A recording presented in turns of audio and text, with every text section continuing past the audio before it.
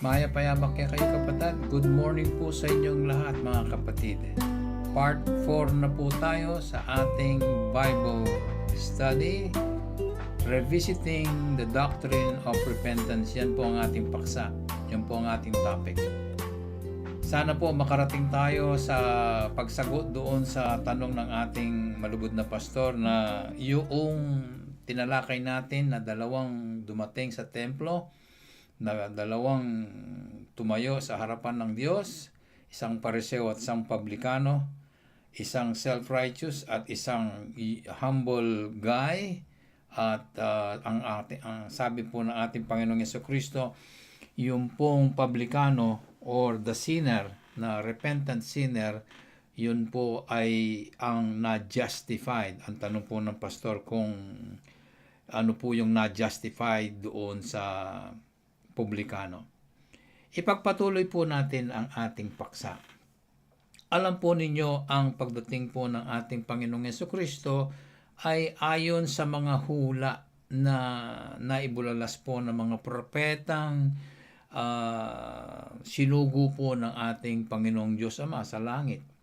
At inaantayan po siya ng bansang Israel.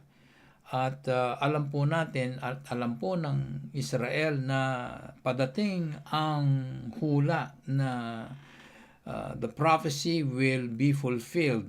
Kaya nang dumating ang kapatid na John the Baptist doon sa River Jordan, doon po siya nangangaral na hinula po ng propeta Isaias na there will be someone who will be crying in the wilderness and shouting the message, "Repent, for the kingdom of heaven is at hand." Nangyari po ito at pinakilala po ng banal na kasulatan na ang kapatid na John the Baptist ay nangangaral at siya po ay hinulihan. Siya po ay pinadakip po ng Haring Herod at siya ay linagay sa piitan. Siya po ay ikinulong at dito pumasok ang eksena ng inaantayang Mesaya ng bansang Israel, ang Panginoong Jesucristo. Jesus continued the ministry of our brother John the Baptist. Ang sabi po ng ating Panginoong Jesucristo, "Repent ye." Ganun din po ang daladala na mission statement ng ating Panginoong Jesucristo. Ang sabi niya, "Repent ye, for the kingdom of heaven is at hand." Ngayon, ipaliwanag po natin kung bakit naman repent pagkatapos kingdom of heaven. Ang pinagkakaugnay is at hand at naparito na. Kayo'y mga agsisi at sinabi po natin mas maiging sabihin na mangagsitalikod kayo sa inyong mga gawa o sa inyong mga masasamang gawa. Repent ye, mangagbago kayo, dahil ang kaharian ng langit o kaharian ng Diyos ay naparito na. Kung bakit naman ang dating ng mensahe o ang dating ng message ng ating Panginoong Jesucristo ay isang napakatanyag na salitang metanoia. Meta, ang ibig sabihin ay after. Noia, ang ibig sabihin ay to know or to understand. Knowing it and then you changed. After knowing it, the perception, the idea, the knowledge, the feeling, anuman ang dating na manggagaling sa iyong kaisipan, pagkatapos noon maintindihan mo ay ikaw ay magbabago. Repent, mangagsisi kayo, dahil ang kaharian ng langit ay naparito na. The kingdom of God was for the first time being offered to mankind or being offered to those who can receive the message. Doon sa mga nakakarinig na inaabutan ng mensahe ng ating Panginoong Jesucristo, sila ay naiimbitahan na makihalo o makisukob o makiabe sa sino mang gustong lumahok sa kaharian ng langit na sa lahat ng nakakarinig nito sa bansang Israel, kilalang kilala po nila ang kaharian ng Diyos sa langit. Sabihin mo ka sa kanila ang Diyos ay ganito, ganire, naiintindihan pong maigi ng mga Israelita ang ganitong mensahe, ganitong message. At alam po nila na nang sabihin ng ating Panginoong Yesukristo, may mga pumapayag na gusto nilang mag-repent nga sila.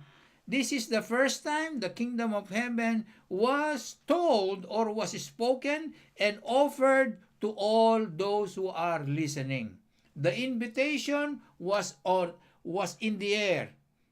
Sinabi po ng ating Panginoong Yesukristo, parang tinatawag sila na halina kayo'y pumasok sa kaharian ng langit, kayo'y sumali sa kaharian ng langit, subalit may kondisyon, sa gayong kayo'y makapasok, kailangan kayo'y matanggap.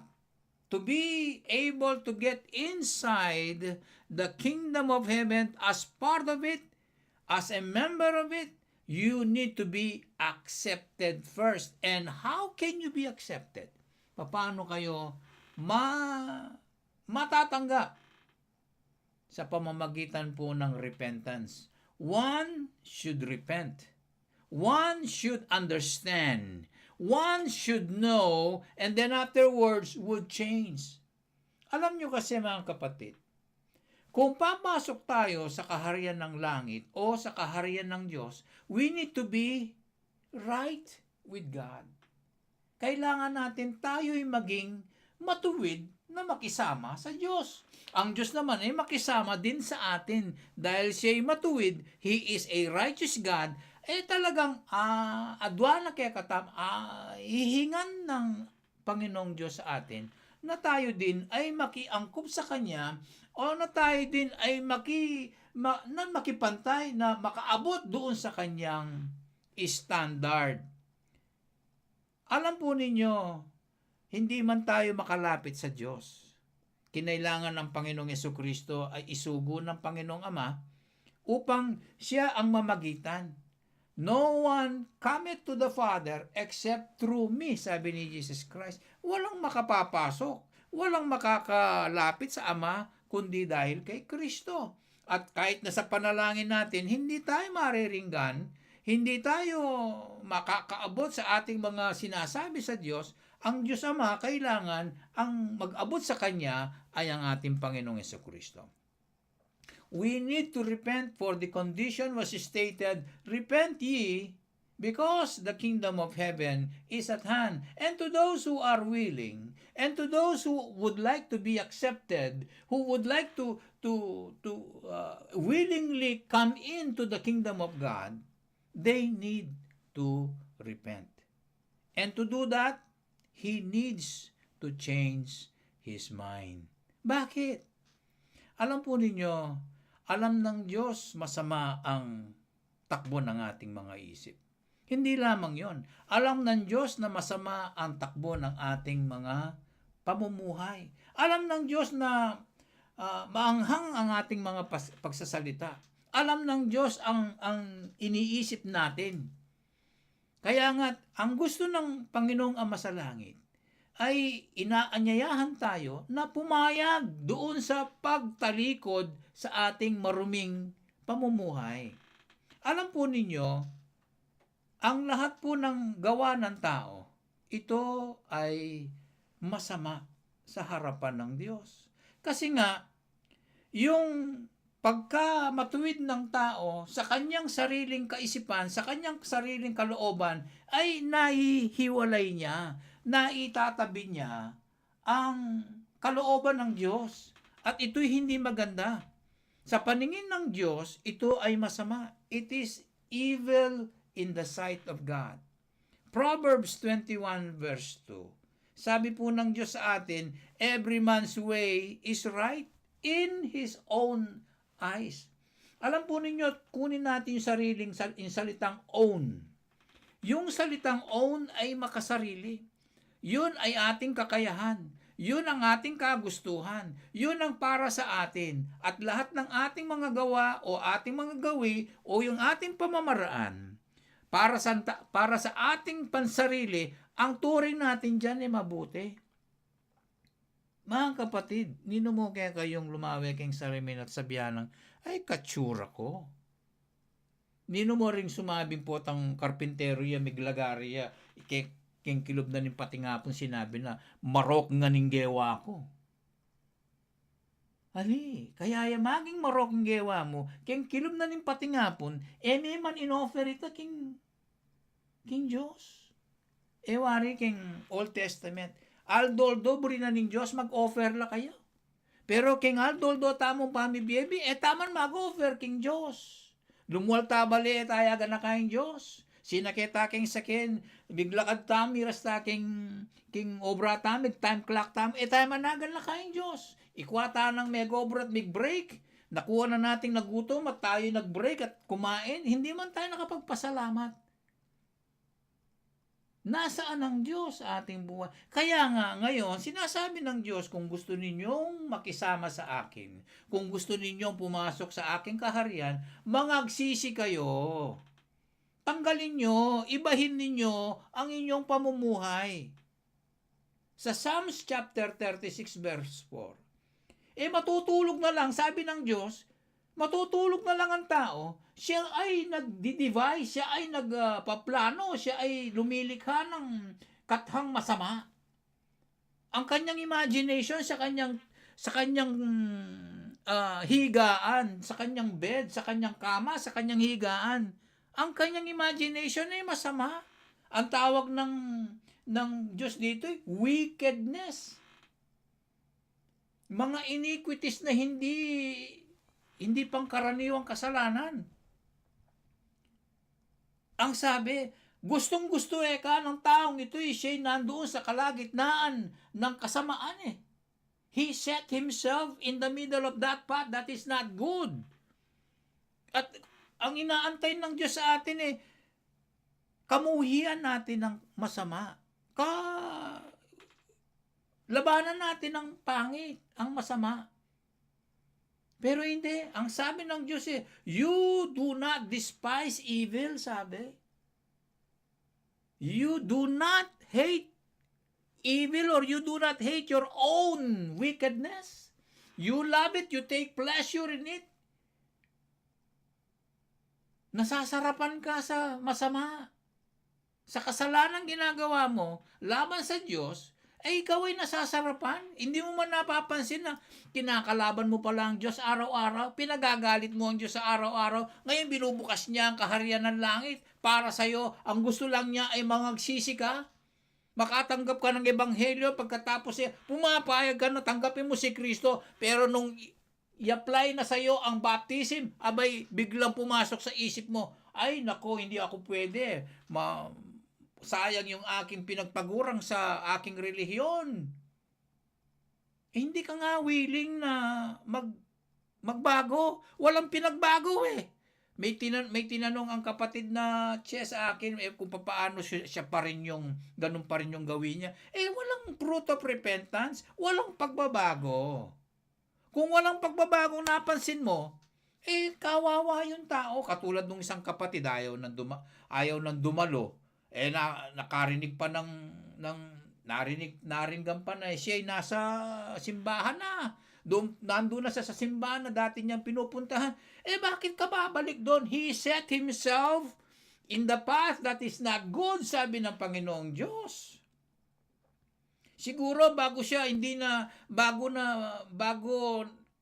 sinabi sa ating pastor o sa mga kapatid na hindi na ako dadalo, hindi na ako sasama sa inyo, hindi na ako makikiugnay sa inyo, hindi na ako makikiangkop sa inyo, hindi na ako magiging member sa inyong kingdom na yan ng Diyos. Pinlano na pala sa higaan pa, pinaplano na niya. Baka panaginip nandyan pa rin. Kaya mga kapatid, you do not, and you would not, you just don't want it. Pakialaman ka ng Diyos sa buhay mo, napakahirap.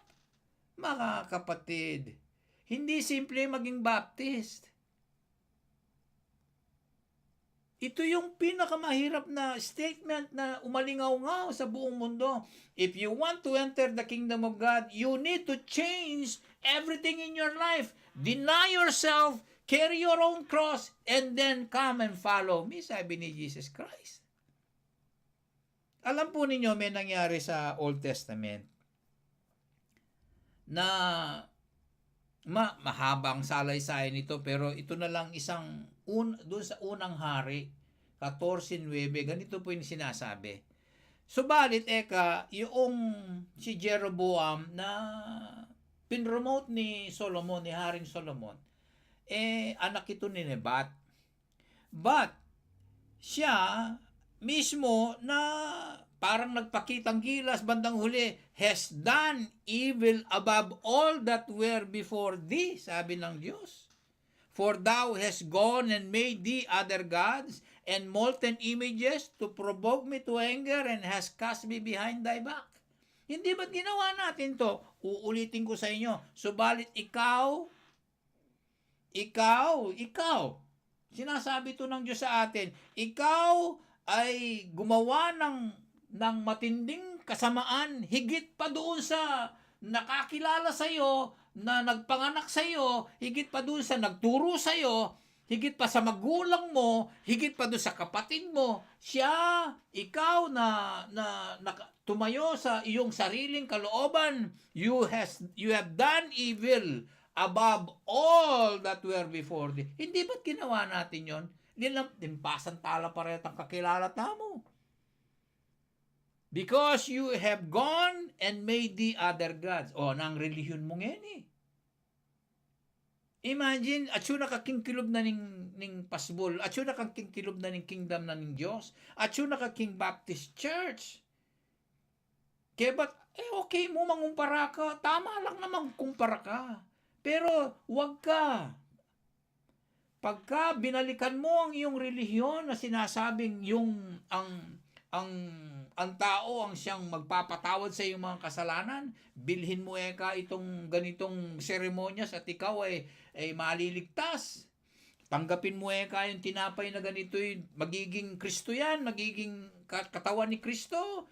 Inumin mo yung alak at magiging dugo ni Kristo. Kailan pa sinabi ni Jesus Christ yan? Ngayon babalikan mo yung ganong gawi. You have gone and made yourself other gods. Meron ka ng Diyos sa sarili mo. Nakilala mo si Kristo sa Baptist Church. Ngayon, iiwanan mo. Mga kapatid, napagod ako sa aking kakasigawa. And you have made yourself molten images. Ganito yung kasalanan ni Jeroboam. Nung siya ay nasa taas na, talagang wala na atang mangyari sa buhay niya. Kaya nga nagpagawa siya ng gintong baka uli. Parang ganun yata ito Bandang huli, hanggang siya ay sumamba sa mga Diyos-Diyosan.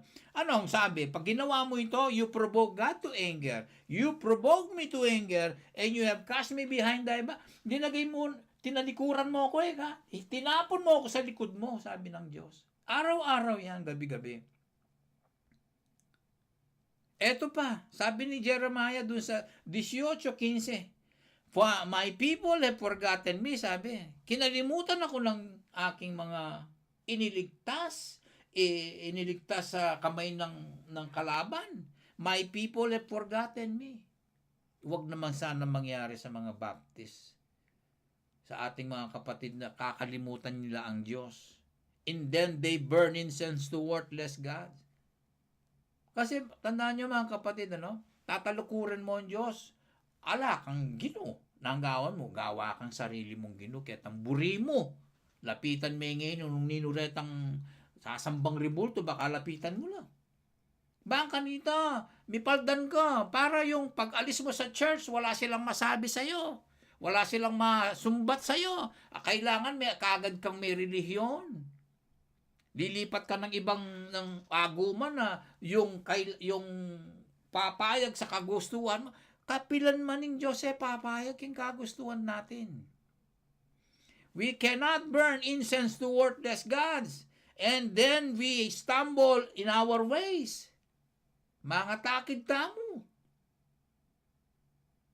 Nano pa sabi ng prophet Jeremiah, you walk in by, in lalakaran tamo para tayong dun sa sinasabing tayo'y nagse-sail in between two rivers.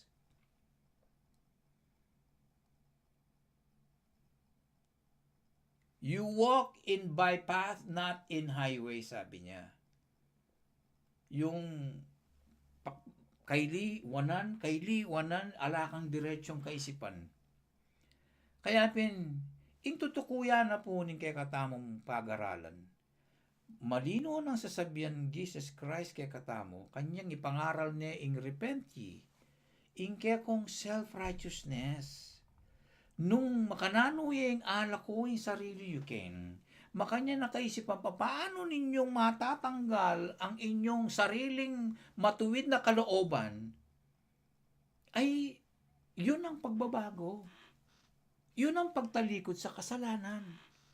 Dahil hindi mo na hinihiwalay ang kalooban ng Diyos, pinangunguna mo, this becomes your priority. Mga kapatid, man's ways of life is filled with self-righteousness. Umpisa pa ni nga self-righteous na ka. Angga na king gatpana, angga na king ugto, self-righteous ka pa. Hindi ka man mabate. Pag binati ka, galit ka kagad. Hindi ka man matawa dahil self-righteous ka nga. Gabi na, matutulog ka na lang, self-righteous ka pa rin. O kailangan mo ngang mag-repent. Kasi hindi ganun ang standard ng Diyos. Mahirap. Mga kapatid, ang kasalanan ay parang kumot yan na tayo binalot talagang balot na balot tayo. We are now destined to do evil. Pambihira po mga kapatid. Kaya kung iisipin niyo, baka na yung mag-repent. Isang mahirap na tanong na mahirap gawin. Bakit? And destination mo talaga kasamaan eh. Mamayang konti lang eh. Maglaram na ka. Magsisinungaling ka na. Iisip ka na ng masama sa isip mo. Gusto mong manakit ng tao. Pag ikaw ay inalipusta, talagang gusto mong may itak ka lang. Talagang para kang mga moro-moro. Umaga pa lang galit ka na. Nagising ka lang mainit na ang ulo mo. You are so violent in the morning. Bakit ganon? Walang bakain talagang magbuwisit ka. Pambihira. Sa higaan naman ibang iniisip. Mga kapatid, ang tao kasi, yun ang puntirya ng ating Panginoong Jesucristo. Repentance toward God, not toward yourself. Makananing mag-repent. O yan, sasabihan ko na kaya kayo kapatid. Isipan mong banayad na kanano ka pa nga tao. Tingnan mo yung pagkatao mo. Kung mahilig ka sa sex, adultery yan. Iniisip mo pa lang, nakita mo yung babae, masama na kagad ang sabi ng Panginoong Jesucristo, huwag kayo maghangad. Magkakasala kayo ng pangangalun niya. Akit diya'y malagang babae, ay mangalambot la. Akit diya'y masanting nga lalaki, yung babae, ay bakal sabihin, mangilabot siya nung na. Ibang klase, mga kapatid. Nangyayari po yan.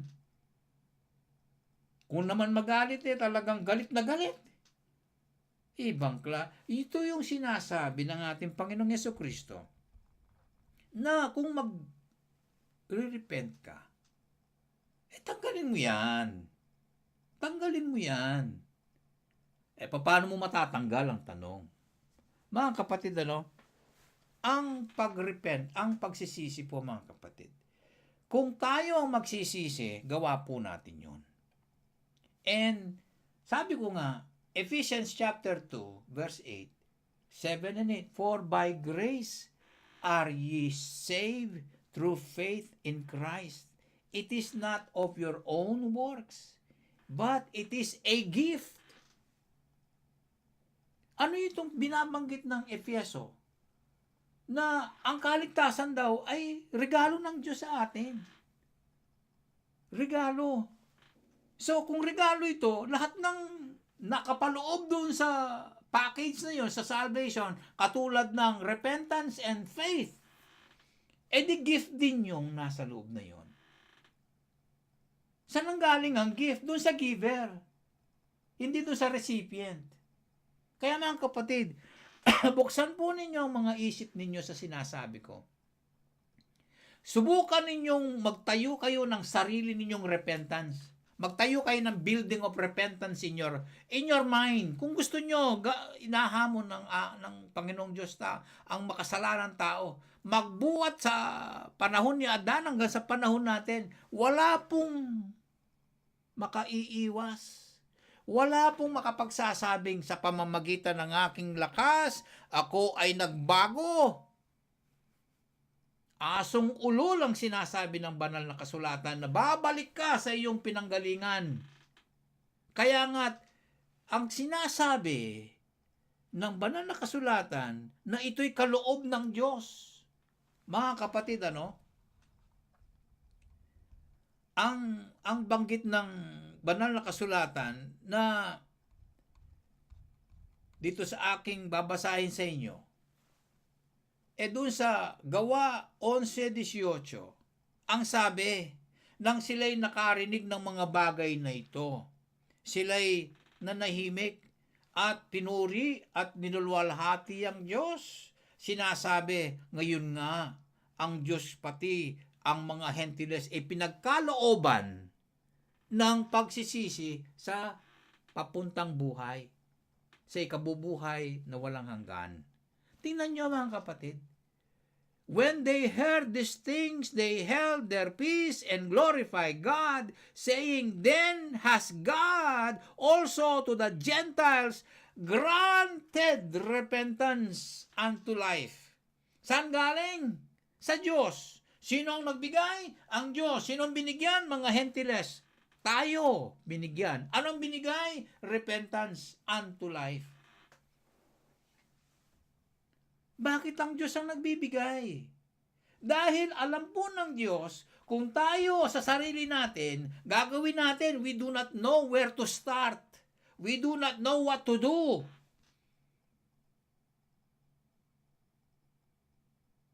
Ano pa? 2 Timothy chapter 2 verse 25. Anong sabi? Anong banggit?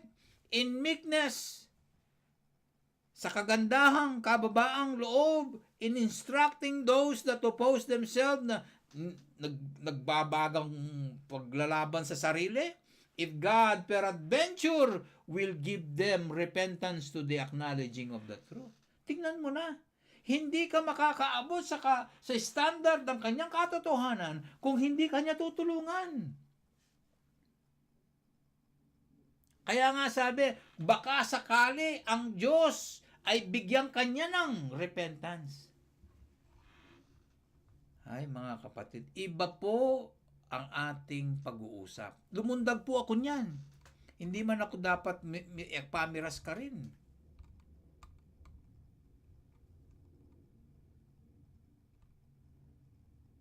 Kaya nung makanano, ingkutang na, paano ba ang mag-repent?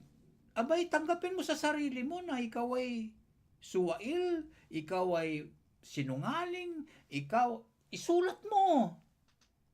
Hindi masamang isulat yan.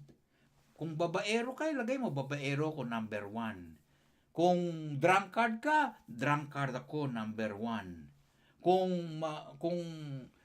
hipokrito ka, number 2, hipokrito ako. Sinungaling ako. And then you know, because it is the mind, it is the faculty of the mind that God wants you to change. Mga kapatid, hindi simple ang pagre-repent. Sa lahat ng kasamaan ng tao, ito yung nakapaloob doon sa ang parang inahandog ng Diyos sa iyo, o sige, bibigyan kita ng repentance ang lahat ng masama mo, paiisip ko sa'yo, baguhin mo yan, tanggalin mo yan. Kaya yung mga umabot sa pagbibigay ng repentance ng Diyos sa kanila, talagang ayaw nang magkasala.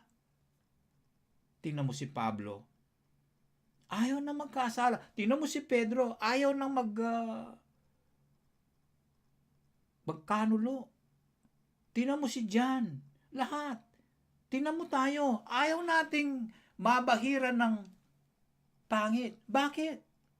Kasi nga, inaabot natin yung standard ng Diyos. How can one be accepted to God? How can one be right to God? In order to do that, we have to repent in order to come to His standard. And God is the one doing that work in us because He is the one giving the gift of repentance to us. And by that way, God make a sinner right with Him. Bakit?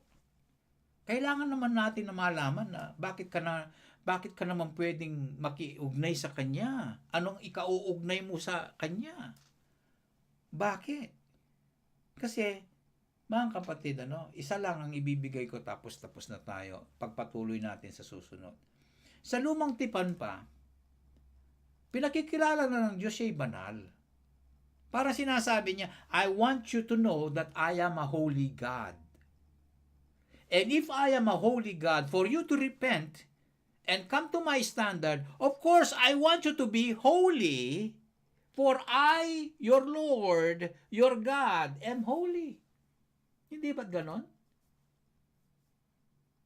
Tapos ikaw, ang dungis-dungis mo, sama-sama ng isip mo. Puro ka malisyoso kang tao. Tapos makikitaan ka, nasa loob ka ng church. Ano sasabihin ng tao? Ninano ito, tinggap dito. Tsura pa niya yan, mapanag ka siya. Hindi ka nagbago. Kasi nga, ang Diyos banal. Kakalilwaya, hindi katulad ng mga ibang tao. Hindi siya kahawig hindi siya pwedeng maihambing sa mga nilalang niya. Siya nga ay banal Kakalilwaya, aliwaya talaga. Because I am the Lord your God, am holy. I want you to be holy. For I, the Lord your God, am holy. Anong Bible verse natin dito? Leviticus chapter 20 verse 26. Ganito po ang binabanggit. And sabi niya, you shall be holy unto me. Kalooban ng Diyos yun Ikaw ay magiging banal para sa akin. Bakit gustong ikaw ay maging banal sa Kanya? Para sa Kanya. Because I, the Lord, am holy. And have separated you from other people. That's the word, holiness. And have severed you from other people that you should be mine. Kailan dalawa nag-uusap? Repentance is between you, the Father, and you who will throw away all your sins. God is helping you. Wala kang iiwan. At kung meron kang iniwan, baka hindi ang Diyos ang gumawa niyan sa iyo. Kung meron kang hindi maiwan, iniwan mo lahat. Alam mo, iniwan mo lahat. Ang tanong ito, binalikan mo yung isa. Ay, talaga namang mangyayari yan. Binalikan mo, hindi mo kalooban, nadulas ka. Agawa mo may salita, ngayon mo dapat sabihin. O gawin mo kasi That is understandable. But willingly, willfully, at saka talagang you are looking for it, then you did not.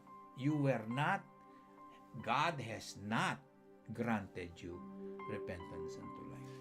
Mga kapatid, maraming salamat po. Napasobrahan po tayo ng oras. Wala na pong oras ang pagtalakay ng ating pastor. Magpapaalam na po ang inyong elder. Kung may tanong po kayo, sakaling man, ipag-usapan po natin. Maraming salamat sa inyong pakikinig. Have a good day in the Lord. Amen. Bye-bye.